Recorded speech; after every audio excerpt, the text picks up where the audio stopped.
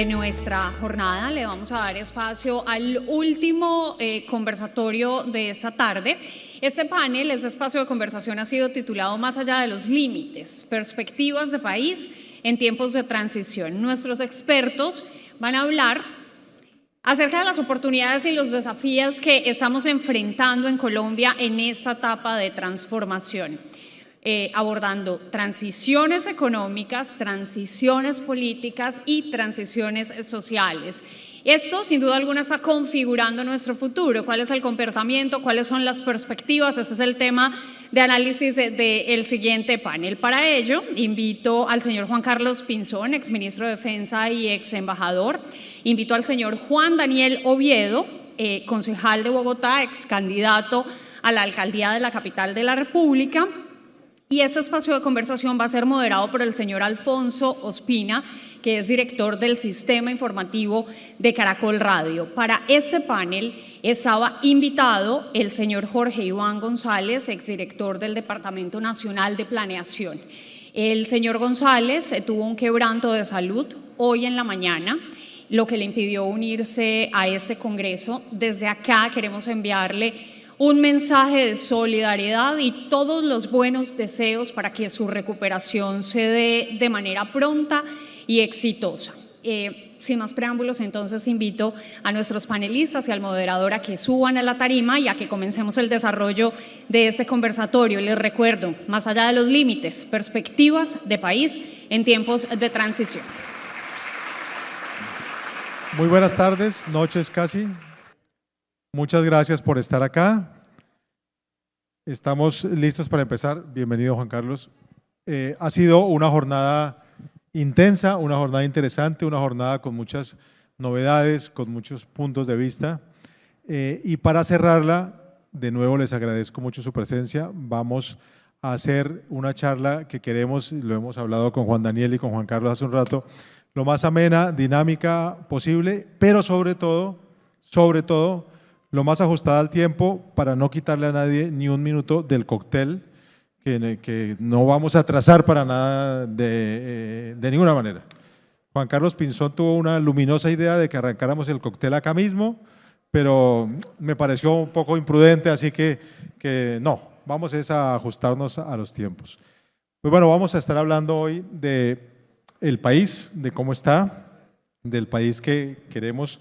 Se necesita en medio de esta coyuntura, por supuesto, muy ajustado a lo que hemos venido escuchando durante el día, al ambiente de reformas que creemos, yo lo creo particularmente, es absolutamente real y absolutamente necesario que haya reformas, pero que quizás no se estén impulsando por la forma y hacia los objetivos que mejor le convengan al país.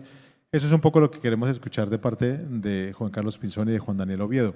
Tengo que contar además que en el programa estaba haciendo parte de este panel Jorge Iván González, quien fue hasta hace muy poco tiempo el director nacional de Planeación. Ha tenido un inconveniente menor de salud en su salida de Bogotá, así que no nos puede acompañar, pero nos ha enviado, por supuesto, un saludo a todos. Así que empezamos. La dinámica que vamos a tener es una exposición inicial de unos minutos de cada uno de los panelistas que me acompañan esta noche, para después ir avanzando en estos temas en la conversación que les he planteado. Les doy la bienvenida, no los presento mucho porque ustedes lo conocen suficientemente, pero voy a arrancar con Juan Carlos Pinzón, quien ustedes saben fue ministro de Defensa, fue embajador en Washington, tiene una larga hoja de vida también de servicio público en otros temas, es profesor hoy en los Estados Unidos y está muy cerca que se viene con frecuencia y muy cerca sobre todo por su trabajo y su conocimiento a la realidad del país. Así que empezamos con usted, Juan Carlos, adelante. Muy bien, Alfonso, muchas gracias. Un saludo especial para usted. Nos tocó el panel más difícil. A esta hora, para que estén aquí, primero gracias por su generosidad, por aguantar. Más de uno ya podría estar yéndose y por lo mismo vamos a tener que ser muy dinámicos, si se quiere, en esta conversación. Muy contento de tener a Juan Daniel aquí a mi lado. Juan Daniel es un fenómeno político en Colombia hoy en día. Ha sido una persona que ha impactado y ha llegado con buena energía, con ganas, de alguna manera buscando contribuir y sumar. Y eso lo aprecio mucho, Juan Daniel, y lo reconozco y lo felicito. Y en esa línea también le decía hace un momento que Juan Daniel es como un traductor. Él es una persona de esas que logra que las cosas súper técnicas se puedan hablar de manera sencilla ante la comunidad y la opinión. Eso es muy valioso.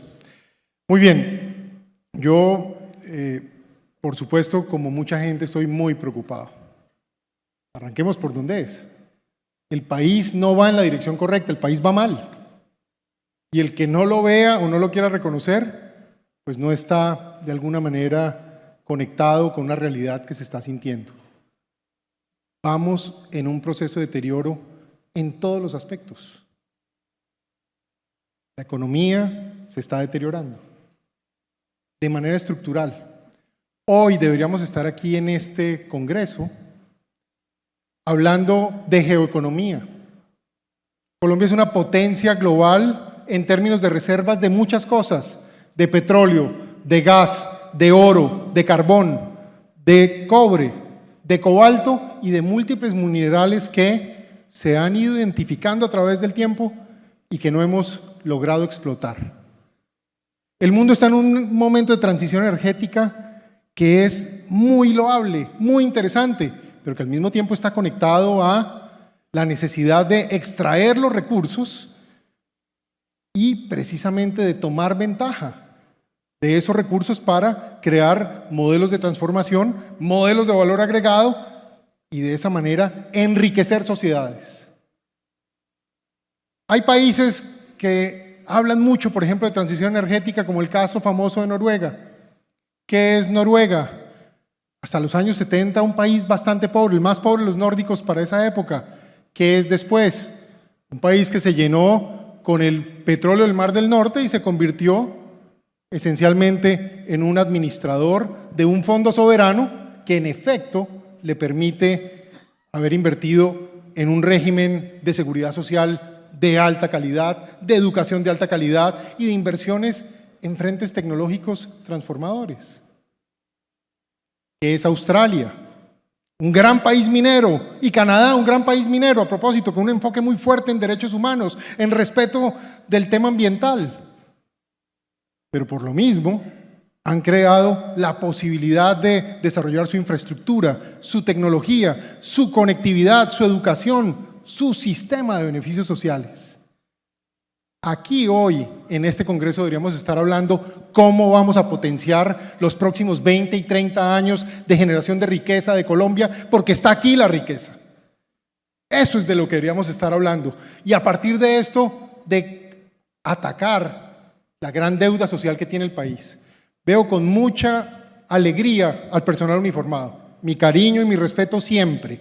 Profundo amor por las Fuerzas Armadas. Mi gratitud siempre, porque ellas triunfaron militarmente.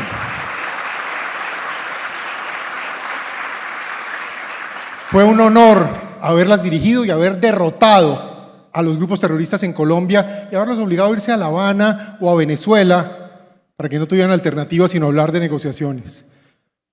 No voy a quedarme en el pasado, los relojes no se devuelven, hay que mirar para adelante.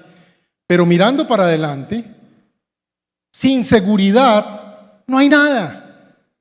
La seguridad es la esencia para vivir en comunidad, es la esencia para vivir en paz, es la posibilidad de tener una manera de vivir, de convivir socialmente. Y en esa línea, el país se le generaron las condiciones para precisamente llevar el desarrollo a las zonas marginales. Yo lo digo con orgullo, no hay departamento de este país que yo no conozca. No hay ciudad capital de este país donde no haya estado. Cerca de 350 municipios he recorrido, a pie, en helicóptero, en lancha, en lo que nos tocó. Pero esta Colombia tiene unas realidades de marginalidad muy graves. Ir y ver la pobreza en las zonas alejadas del país es muy doloroso. ¿Por qué traje a colación a las Fuerzas Armadas? Muchas veces el mando militar me decía, uno les preguntaba, ¿qué hacemos ahora? Dimos el gran golpe, se dio de baja el jefe de las FARC, ¿qué viene aquí? Y entonces uno esperaba que le hablaran de capacidades militares. No, me decían, al Cauca hay que llenarlo de carreteras, al Cauca hay que llenarlo de proyectos productivos, pero lo propio hay que hacer en Arauca, pero lo propio hay que hacer en Nariño, lo propio hay que hacer en el Nudo de Paramillo, en Chocó. en el sur de Córdoba, en el Catatumbo. Y eso no se llevó.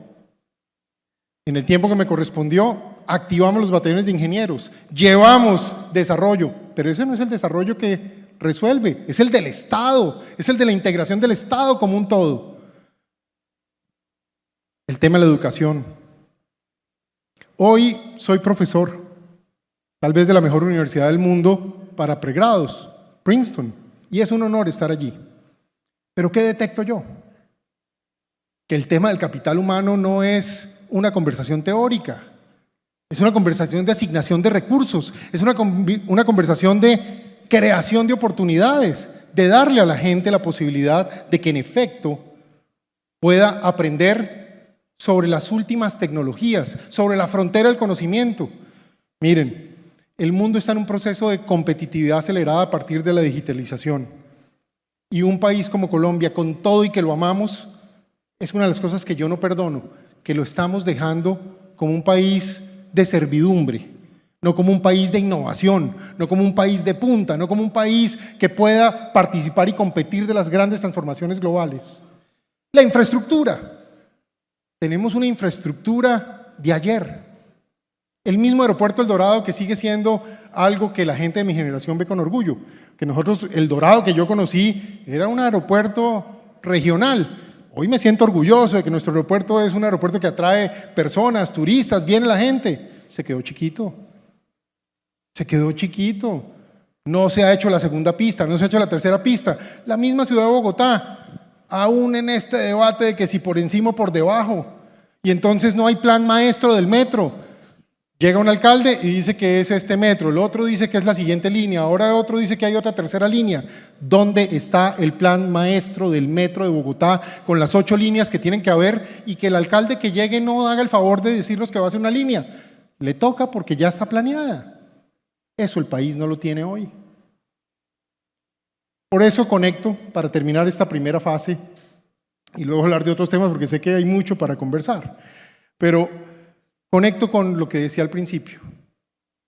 Hoy estamos aquí sentados frente a una de las mayores reservas de riqueza de América Latina, del mundo. Y esta máquina está trabada, está varada.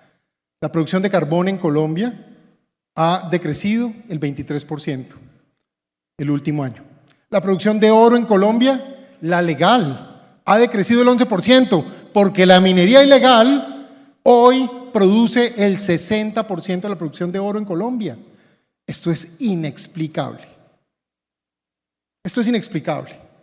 Y creo que lo pongo en estos términos con el ánimo de encender un poco la llama y que demos los debates que deberíamos estar dando en Colombia, porque queremos hablar de educación, queremos hablar de reducción de pobreza, queremos hablar de recuperar el país, queremos hablar de infraestructura, de beneficios todo el tiempo, más y más beneficios. Pero esto hay que hacerlo con plata. Y la plata está aquí. Muchas gracias. A usted, Juan Carlos, gracias por esta primera intervención. También, como les dije al comienzo, entonces hay una segunda, primera aparición de Juan Daniel Oviedo, que ya habló un rato largo Juan Carlos sobre él, pero voy a recordar que también tiene una tradición académica larga, que fue director del DANE, que hoy es concejal de Bogotá como segundo mayor votado por la alcaldía de la ciudad capital y que además ha preparado un par de gráficas por lo menos para hablar sobre este inicio de cómo está sintiendo y viendo y sobre todo midiendo, que es su especialidad, el país. Juan Daniel, adelante.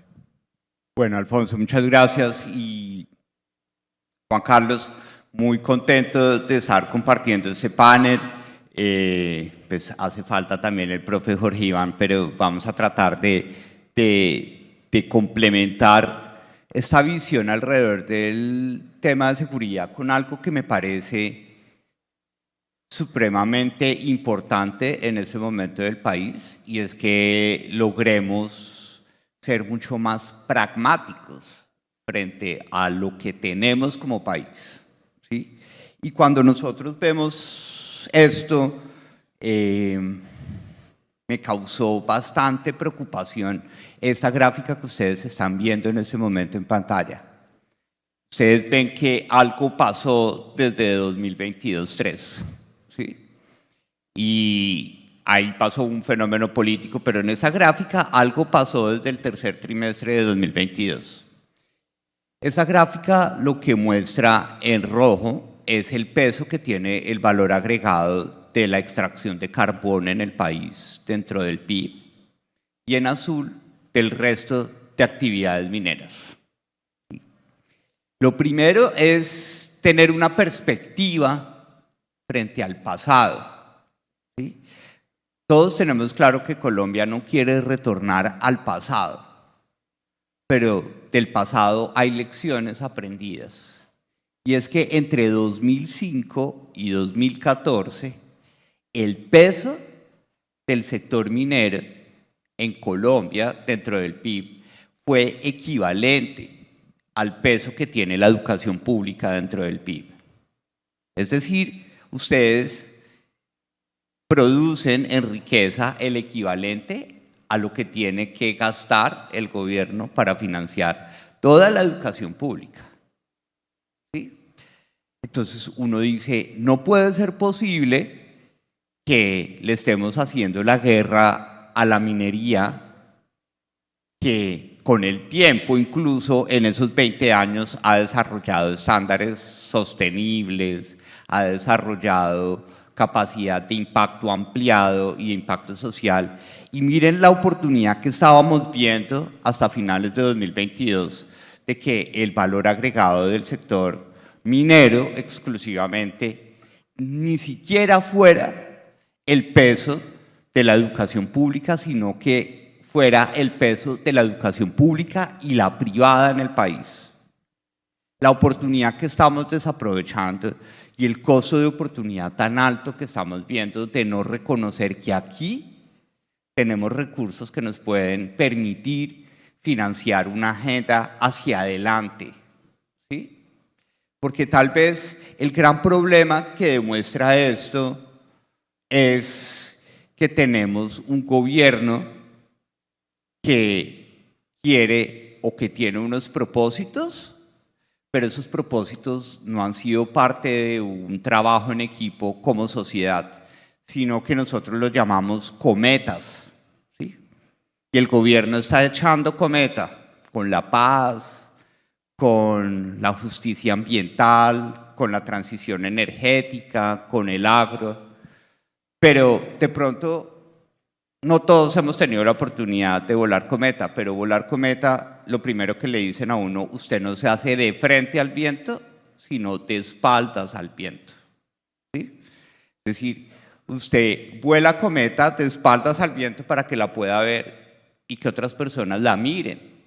Y usted vuela cometa solo, ¿sí? No necesita un equipo para volar cometa, ¿sí? Colombia no quiere esas cometas, no tanto como propósitos, porque todos queremos la paz, todos queremos la justicia ambiental, todos queremos la transición energética, pero es de frente al viento, es mirando lo que se viene y es reconociendo esta realidad, que Colombia puede tener transición energética con una apuesta clara de cuál va a ser su matriz de energía de respaldo para esa transición energética. Y esa matriz de respaldo requiere gas, requiere carbón, requiere petróleo y requiere minería sostenible. Es importante. Gracias. Segunda historia, que el turismo, ¿sí? Porque acá es la cometa del turismo, que el turismo va a reemplazar los recursos de los hidrocarburos.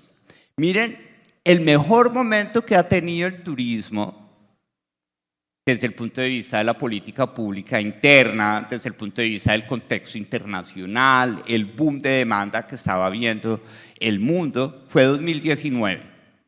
Y el turismo llegó a pesar solamente 2.6 puntos porcentuales del valor agregado de la economía colombiana, ¿sí? En 2023 se estima que el peso del turismo, si acaso llegue a ser del 2.3%, es decir, no vamos a recuperar lo que vimos en 2019, que son las barras rojas, que el agro también va a reemplazar al turismo. Lo máximo que hemos visto en el supuesto año de auge de las actividades agropecuarias, que es lo que tanto canta el presidente Gustavo Petro, es 8.5% del valor agregado. Entonces, pensar en que vamos a duplicar el turismo o a triplicarlo para que 1.6 equivalga a algo cercano a 5.8% del Producto Interno Bruto que tiene toda la matriz de hidrocarburos y de minería del país, es algo que no va a suceder, porque para que el turismo crezca necesitamos agua en la zona rural del país.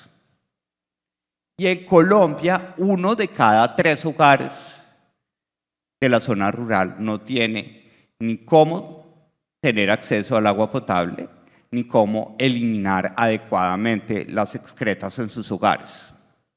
¿Qué turismo extranjero vamos a tener en esas condiciones? Podrá ser turismo de aventura, podrá ser turismo agroecológico, pero nadie quiere que el turismo ponga en riesgo su salud y su vida. Entonces, nuevamente, un falso dilema, la cometa del turismo, vamos a reemplazar los hidrocarburos cuando la realidad nos está demostrando algo que es supremamente crítico en este planteamiento. Y algo para terminar esta primera intervención de por qué es preocupante y por qué es clave que, además de reaccionar frente a lo que pasa en la coyuntura, pensemos qué va a hacer el país en los próximos 4 años. Y nuevamente insisto, no es la cometa, es la perspectiva de todo el escenario. Esta gráfica que ustedes ven en este momento en pantalla es el ahorro, el peso del ahorro en la economía. Y en rojo está el peso del ahorro de la economía colombiana. Está la economía chilena, la economía mexicana, la economía de Brasil y está el promedio de América Latina y el Caribe en línea punteada. Miren qué pasó en 2019. Colombia iba muy parecido al promedio de América Latina y desde 2019 no hemos tocado fondo en la caída del ahorro de nuestra economía, mientras que las otras economías latinoamericanas, incluso el promedio, se recuperó. Sin ahorro no vamos a poder tener inversión. Y la crisis de la inversión del año 2023 fue peor que la crisis de 1999, como lo ven en esta gráfica. Entonces, si no pensamos que el país requiere que reconozcamos lo que tenemos, ¿sí? Y hoy lo que tenemos es una oportunidad maravillosa de explotar sosteniblemente recursos mineroenergéticos para poder tener impuestos, regalías, políticas sociales eficientes y sobre todo trabajo, porque algo que uno evidencia cuando ingresa a la política es que la gente quiere oportunidades para trabajar dignamente, poder tener un sustento y poder sacar adelante sus proyectos de vida y sus proyectos como comunidad o como familia. Entonces, la reflexión inicial es la preocupación no tanto de las cifras, sino de que en el contexto y en la perspectiva, más allá de estar respondiendo a los dardos de la improvisación de la política pública, tenemos que prepararnos para cómo vamos a garantizar que los recursos mineroenergéticos, en este caso, que la política pública basada en la competencia y en la escucha, puedan resolver el problema tan importante que estamos enfrentando en este momento en nuestro país. Muchas gracias.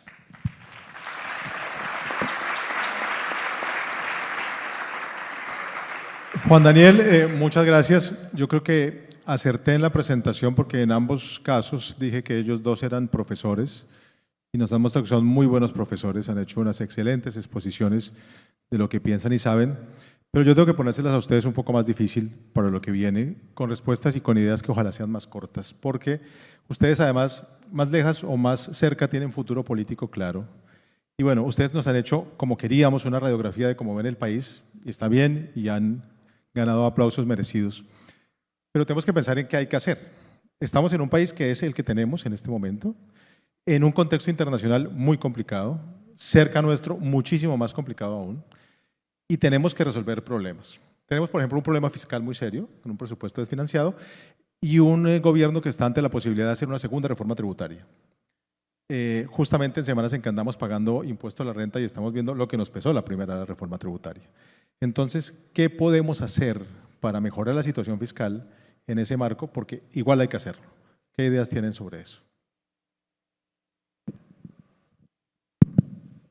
Pues Alfonso, gracias. Había olvidado saludar al doctor Juan Camilo Nariño. Juan Camilo, gracias por la invitación. A usted, a Ana María, a todo el equipo y a toda la Junta, gracias por tenernos aquí. Mire, varias cosas creo que hay que analizar. Creo que tanto Juan Daniel como yo nos enfocamos en el lado del ingreso. Es decir, hay un tema de generación de ingreso que es fundamental y que de alguna manera estamos aquí precisamente tratando de estimular esa conversación a partir de que este es un sector que es productor y generador de ingresos. Pero yo creo que hay que entrar a una conversación que tiene varios órdenes. El primero, la primera prioridad que hoy tiene Colombia es que haya elecciones en el 2026 y que la institucionalidad se mantenga. Ojo, las cosas que aquí se han planteado no son normales. La cerca la han ido corriendo y, con todo respeto lo digo, aquí hay personas que nacieron y crecieron en la ilegalidad y ahora lo que hacen es justificar actividades ilegales de todo el mundo para normalizar comportamientos. A mí sí me preocupa mucho que en el año 2026 nos salgan con una sorpresa y una conversación inesperada donde la institucionalidad tradicional de nuestra democracia no opere. Eso es lo primero que tenemos hoy que preocuparnos. No es un tema menor. Por eso disgusta tanto y frustra tanto ver el gobierno validando un fraude en la puerta al lado. Y en eso yo valoro la postura de muchos dirigentes políticos de todos los sectores. Vi hoy aquí a Miguel Uribe, vi al senador Name, vi a la senadora Angélica Lozano que está aquí frente a nosotros. Y en eso sí hay un consenso. Quienes creemos en la democracia no tenemos punto medio en ese asunto. Entonces eso es un tema muy importante.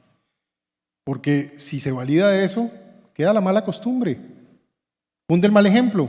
¿O será una señal de que es que después cuando tengan que justificarlo no pueden hacer? Hay otro elemento en ese frente que me parece importante notar y es el tema de la seguridad en general.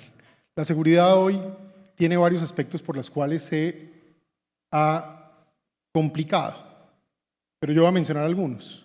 Lo primero, hay un problema de confianza en las cifras.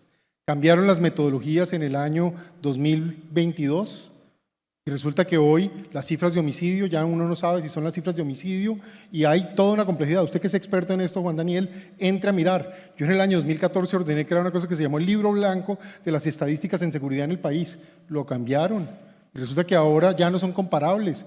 Entonces vivimos en lo más difícil en una política pública.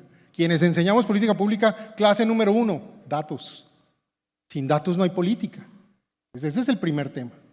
Segundo tema, crecimiento desmedido de las economías ilícitas, que están en cierto sentido comiéndose la economía lícita.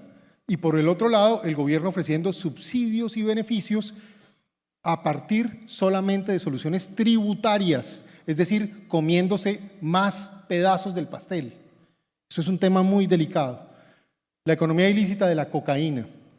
Esto se dispara a partir de que se le dan las concesiones a las FARC y se permite que de alguna manera se suspenda la lucha contra el narcotráfico como la hicimos. ¿Y eso en qué resulta? Pues hoy, a esta altura del partido, 2024, por primera vez en muchos años, no se ha publicado la cifra de hectáreas de coca y producción de cocaína. Yo invito a los congresistas, hagan un debate sobre eso. ¿Qué hubiera pasado si uno hubiera estado en la oficina de gobierno y esto no se anuncia? Angélica me habría llamado y me habría cocinado allá vivo. Háganlo, háganlo, porque es que esto está pasando y aquí nadie dice nada. El oro ilegal ya lo dije antes. Tercero, el tema de la justicia. Un país sin justicia, ¿para qué inversión? ¿Quién viene a invertir en un país donde hay impunidad generalizada y hay inseguridad jurídica sostenida? Hoy hay básicamente impunidad para crímenes de lesa humanidad, impunidad para delitos de corrupción. Ahí vino todos esos dirigentes políticos que hoy están sumados allá a la actividad de gobierno con unos escándalos que a nadie más le habrán perdonado, que habrán tenido que renunciar de sus cargos, y allá están, de embajadores, de secretarios en palacio, de ministros, de toda esta cosa. Eso es inexplicable, y es inexplicable para el mundo.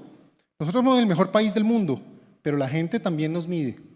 Dice, hombre, Colombia es el país que tiene todo el potencial, tiene la esperanza, tiene una gente templada, tiene recursos naturales, pero con estas dudas se están yendo para otro lado. Entonces hay un problema de competitividad enorme que usted lo mostraba bien. Tenemos una tasa de ahorro en decaída, pero la tasa de inversión, Juan Daniel, Colombia volvió a la tasa de inversión que tuvimos cuando la crisis de Brasil, cuando usted y yo nos conocimos, Alfonso, que mirábamos esos temas económicos en su época de la República, yo estaba en Hacienda y resulta que llegamos a tener tasa de inversión del 13%, 12.7%, me acuerdo yo. Ahí estamos recorriendo ese camino, vamos en 14%. Los tigres asiáticos, solo para que tengan esa memoria, ¿no? Invierten a una tasa promedio del 28 al 30%. Ahí es donde un país progresa o no progresa. Eso nos está matando porque entonces no hay generación ni solución fiscal posible. El otro factor, el debilitamiento sostenido de las Fuerzas Armadas. El pie de fuerza que a mí me correspondió fue el más alto de la historia de las Fuerzas Armadas a mi salida. Las dejamos con submarinos, aviones, helicópteros, alistamiento del 70%. Alistamiento es cuántos helicópteros vuelan, por ejemplo, o aviones vuelan de los que están disponibles. Oye, eso está en el 35%. Los oficiales no les pregunten porque no les pueden decir. ¿Ok? Ni se les ocurra. No los toquen, por favor. Pero esa es la realidad. Ahí es donde estamos hoy. El pie de fuerza hoy, Colombia llegó a tener un pie de fuerza de 470.000 hombres y mujeres de las fuerzas militares y de policía. Estamos en 350.000. Por eso es que cuando en Bogotá, Medellín, Cali ocurre un atraco, no hay policía para mandar. No hay los 3 turnos. La gente no está pudiendo hacer. Llega uno y resulta que lo que se llamaba un pelotón que tiene que tener 36 hombres son 12 tipos. Esa es la realidad. Y claro, en ese proceso los espacios los van copando los delincuentes. Y ahí viene otro tema. El crecimiento acelerado de la economía criminal está generando una atomización del crimen y una toma del control territorial en Colombia. Colombia hoy, no nos digamos mentiras. Uno llega a un sitio como Urabá, allá en Carepa. Me pasó hace unos días, estuve allá. Con mucha prudencia hablando con alguna persona, no voy a mencionar nombres, no hay los meta yo en problemas. Pregunto, ¿cómo está la cosa aquí? La verdad está más bien pacífica. Digo, ¿y eso por qué? El clan del Golfo aquí manda. Pues esa es la historia ahí. Pero en el Catatumbo el homicidio está bajando. ¿Y por qué creen que está bajando? ¿Será porque es que ya no están los bandidos? No, porque dominan, controlan la población, controlan la política, controlan la economía criminal, controlan el territorio. Hoy Colombia se está federalizando. Lo más triste, que esto está asociado a una postura de política de gobierno. El gobierno está justificando la actividad criminal y al contrario ha castigado fuertemente a las Fuerzas Armadas, no solo retirando mucho de su personal de manera infame, acelerada, exagerada, inexplicable. Eso a mí me parece que es un tema que el país no puede subestimar. Muchos de esos oficiales, el problema que pasa, y lo digo por eso, yo procuro casi ni hablar de esto, porque quiero ser prudente, pero hoy quiero contarles. Muchos de estos oficiales son gente que estudió 4, 5, 6, 7 años en el exterior, que dirigió las grandes operaciones. Ya no los tenemos. Hay otros buenísimos. Eso es lo bueno de las Fuerzas Armadas, nunca se agotan, son piramidales y eso sigue creciendo, pero hemos perdido la mejor calidad de personal, en inteligencia, en operaciones especiales, en todas las capacidades. Entonces, yo me distancié de usted porque le digo, mire, si eso no se arregla, si en Colombia no hay una posibilidad de que haya seguridad, vamos a estar en problemas. Le dejo la última. Una ciudad como Bogotá, Medellín, Cali, miré hoy la encuesta Inbamer. A los alcaldes los cascaron. Y el tema, inseguridad. Y usted va y mira y eso es extorsión. porque toda esa criminalidad que está en las regiones se posiciona en todo el tema de microtráfico y bandas localmente. Ahora, una frase fiscal. La mejor manera de cerrar brechas fiscales es con crecimiento económico, con inversión y básicamente con generación de oportunidades de ahorro público. Y ese es el debate que hoy el país debería estar dando. ¿Cómo hacer eso? Hay 3 temas que a mí me parece que el país tiene que conversar y si quiere lo hablamos en la siguiente ronda. Pero son 3 consensos. Lo que estábamos hablando era con Juan Daniel. Colombia necesita 3 consensos. Angélica, Miguel, Colombia entera, todos en este salón. Tiene que volver el consenso de la seguridad. Nosotros tuvimos un consenso por la seguridad hasta el año 2015. Se rompió. La ruptura de ese consenso tiene a Colombia sin brújula y sin rumbo. Segundo consenso. El fin de la pobreza en Colombia. Nosotros no podemos seguir pensando que la sociedad puede andar tranquila cuando de verdad hay personas en una infinita pobreza. Ahí ya llegó la hora de tomar esto como una decisión de Estado, de eliminar ese problema, y se puede. Por eso a mí me da tanta rabia ver hoy que usen el impuesto al patrimonio, que nos sirvió tanto para una causa específica, que fue recuperar la seguridad, y hoy gastado en sueldos y en viajes y en paseos de un poco de gente que ve uno haciendo nada. Ese impuesto al patrimonio hoy se podría dirigir en una buena porción para el fin de la pobreza en Colombia. Y un tercer consenso. Mire, yo sueno dándole críticas al gobierno, lo hago de manera respetuosa. Al final yo soy un hombre institucional y no voy a ofender personas. Yo no creo en eso, no le jalo a eso. Pero por el otro lado, también digo lo siguiente, hay que encontrar dónde hay algún acierto, porque si no, entonces ¿en qué estamos? Y yo les voy a decir un acierto. Siempre he estado obsesionado con el tema pensional en Colombia. Yo no puedo entender cómo tenemos un país donde el 70% de la gente no se pensiona. Y seamos justos, el gobierno le pegó al tema. Ahora, ¿cuál es el problema? Que lo hizo mal, porque lo hizo sin fuente de financiación y con una promesa que es bastante difícil de cumplir. Eso me parece a los acuerdos del 16, que firmaron cualquier cosa que no se puede hacer y entonces quedaron en el peor de los mundos, porque la gente queda con la ilusión porque tiene la necesidad. Ahí es donde otra vez el tema minero petrolero es la fuente del fondo soberano. Hay que crear un fondo soberano, Alfonso.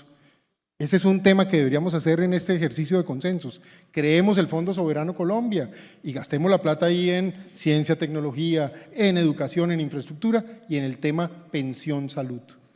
Pero ese es un tema vital. Eso se conecta con un último punto, el mercado de capitales.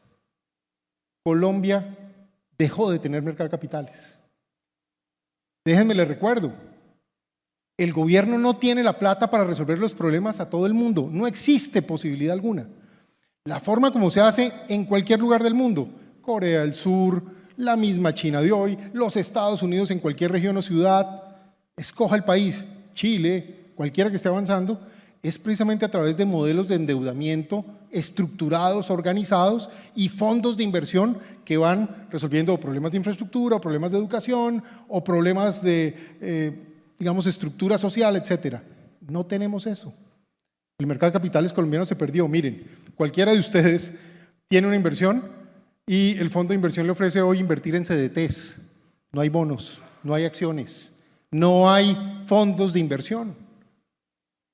Eso es vital para el ahorro y es vital precisamente para financiar todas las cosas que hay que hacer y que el gobierno no lo puede hacer. Escúcheme, Alfonso, que no, me dijo que se alejó de la pregunta, pero al final llegó a la pregunta y a la respuesta.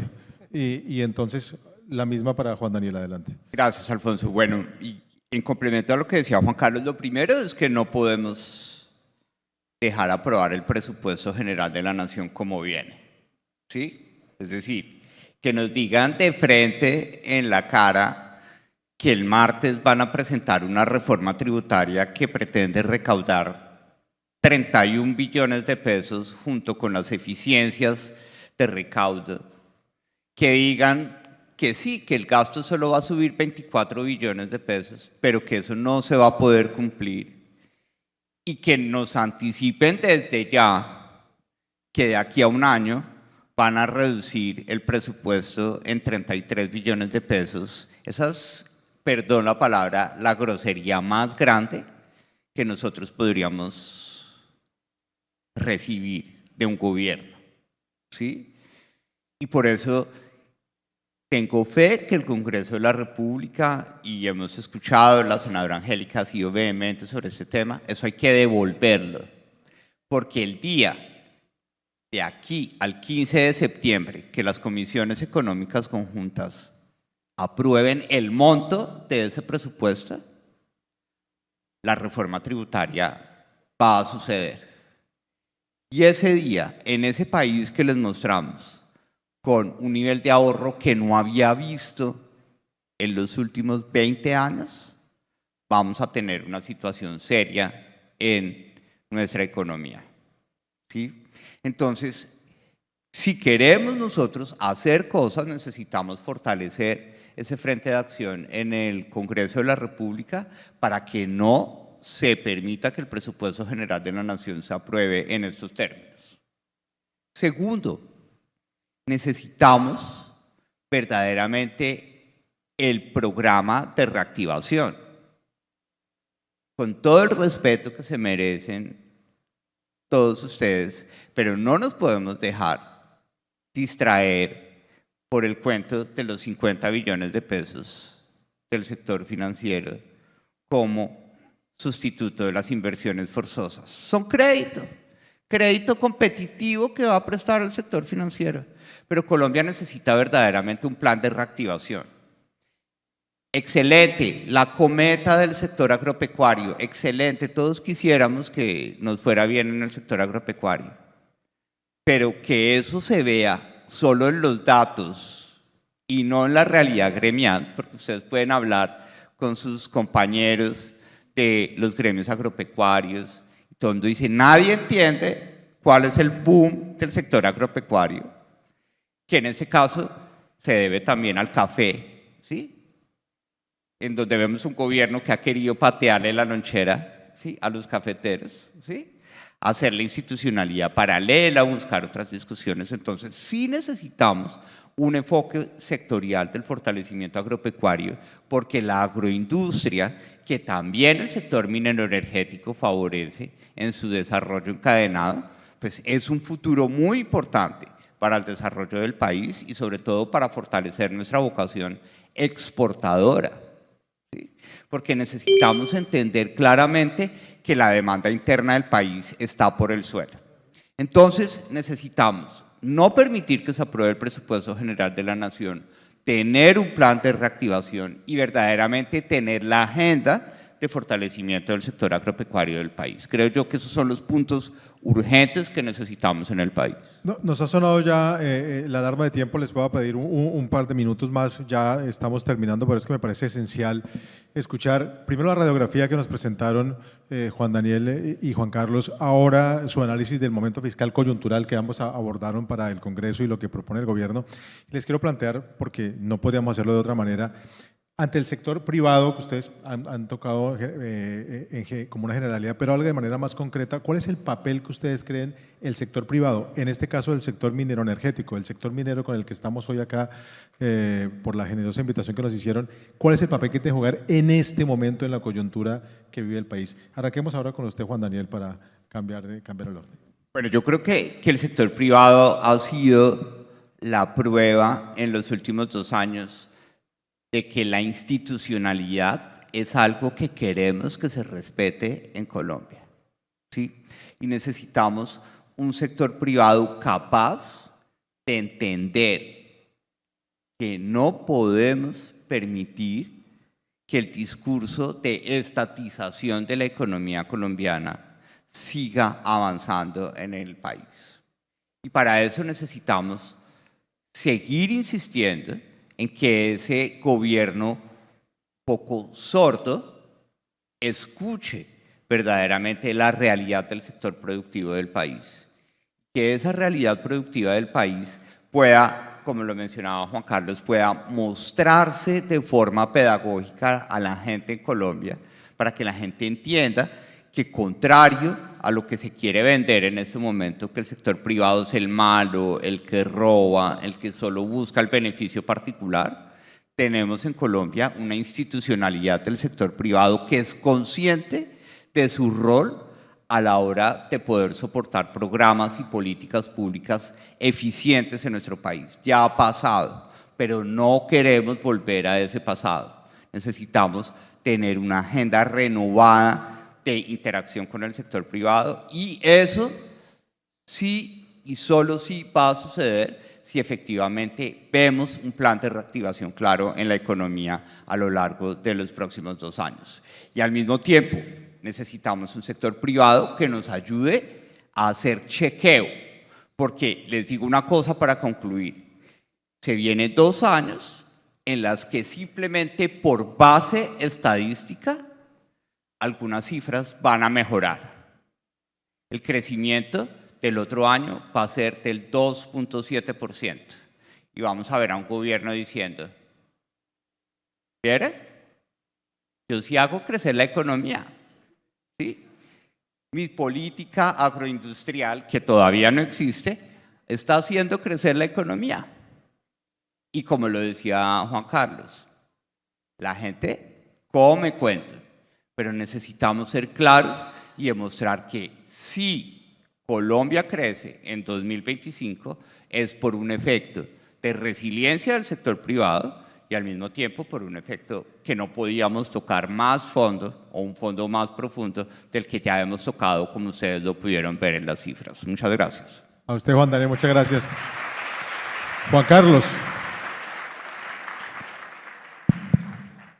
Alfonso, muchas gracias. No me he dado cuenta que aquí estaba la senadora Paola Holguín, que es una estrella. Senadora, gusto verlo. Yo encantado y a todos allá. Alfonso, yo creo que si hablamos de coyuntura, el modo en el que está el sector privado colombiano está caracterizado por 2 elementos. El primero, una convicción patriótica muy grande, donde se la juegan por mantenerse, crear empleo y darle al país destino. El sector privado está haciendo esto. Cuando no lo hace el público, el privado en Colombia siempre lo ha hecho y no es la primera vez. El sector privado en Colombia fue un sector totalmente bajo riesgo como ningún otro en América Latina y muy pocos en el mundo. Y cuando aquí estábamos en lo peor de las guerras contra el narcotráfico y los carteles, el sector privado colombiano aguantó, creó las entidades Antioquia de alguna manera le dio destino a esa región y creó esa alianza público-privada, académica que le ha dado destino al país. Luego vino los momentos muy duros de finales del siglo XX, principios del XXI, y ahí estuvieron. Y cuando teníamos aquí atentados, dificultades, uno se sentaba con el sector privado, yo en mis funciones o en el Ministerio de Hacienda o en la Presidencia o en el Ministerio de Defensa, y se acordaba qué había que hacer. Y nadie buscaba soluciones perfectas, buscaban era fórmulas para poder operar efectivamente y salir adelante. Y hoy, en esta coyuntura donde el Estado ha decidido, por un lado, validar a quienes violentan, a quienes agreden, a quienes están en la criminalidad y darles justificación y poner un poco al sector privado hasta de culpable. Han llegado a decir que la industria petrolera es igual que la criminalidad del narcotráfico o la del azúcar. Por Dios, eso es traído de los cabellos, es que es infame, simplemente inaceptable que se haya dicho. Pero bien, el sector privado ha mantenido prudencia, se ha jugado por supervivir, no solo pensando en las actividades de las empresas, sino en sostener miles, si no millones de empleos. Entonces, esa es la buena noticia, pero ¿qué se necesita para adelante? La inestabilidad jurídica no comenzó hace 2 años. Esto también hay que decirlo.